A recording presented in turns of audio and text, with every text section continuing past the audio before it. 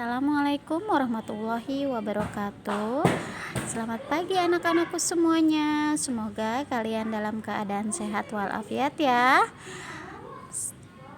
Hari ini kita bertemu lagi dengan pelajaran bahasa Sunda di kelas 3 di semester 2. Masih tetap semangat dong.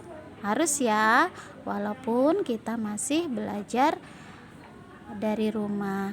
Nah, untuk hari ini pelajaran bahasa Sunda, kalian silahkan dibuka bukunya halaman 103.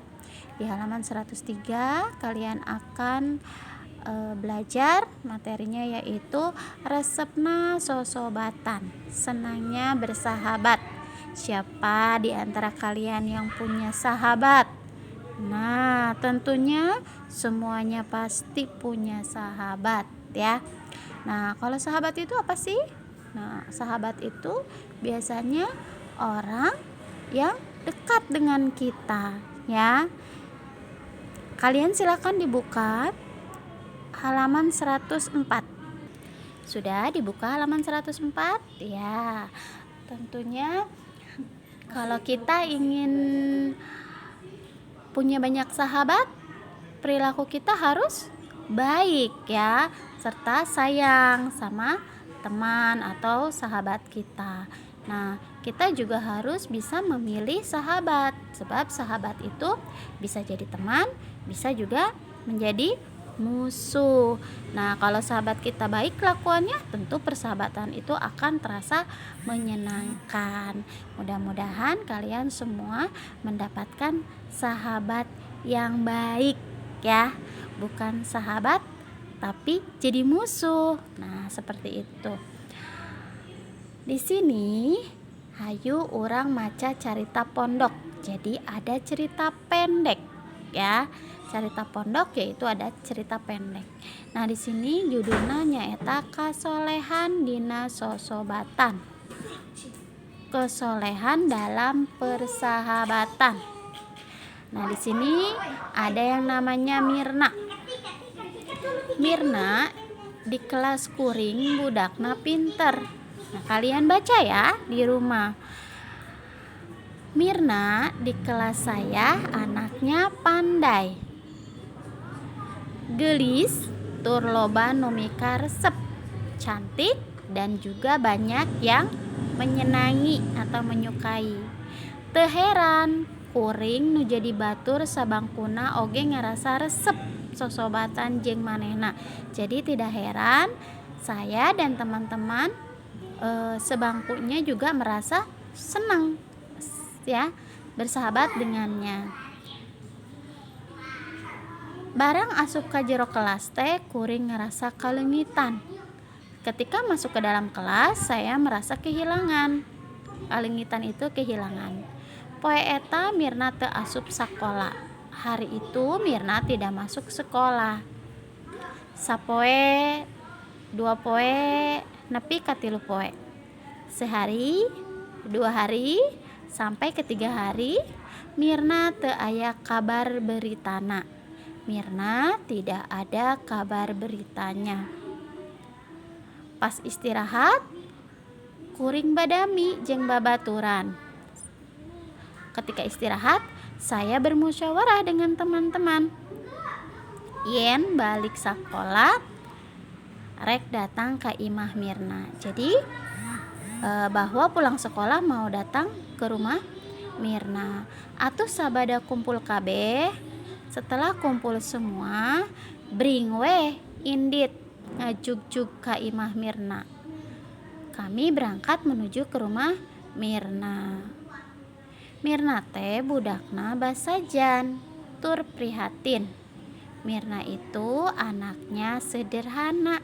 Basajan itu sederhana ya, dan prihatin.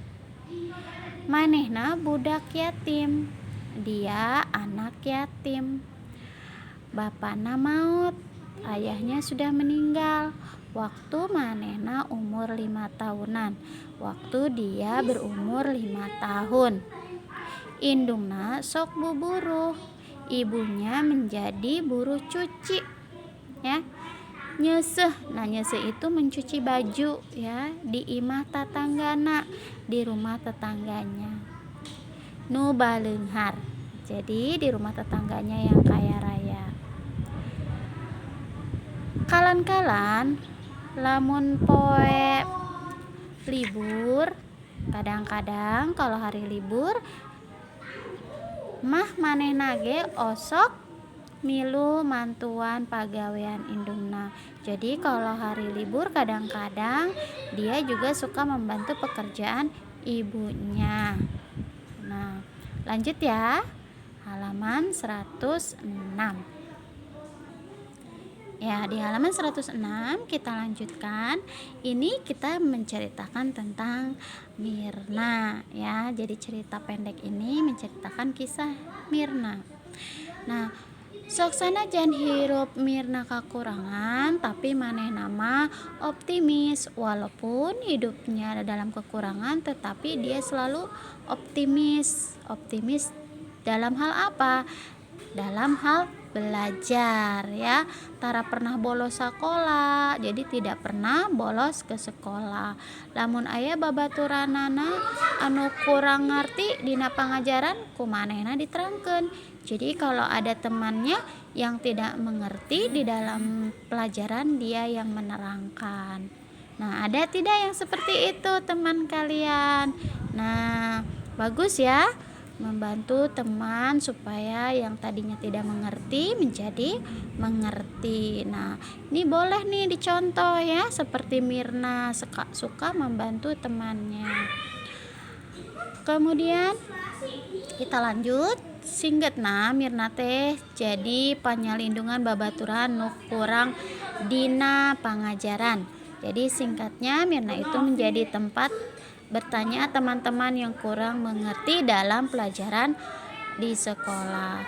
Unggal tahun manehna sok jadi pinunjul. Jadi setiap tahun dia selalu menjadi juara.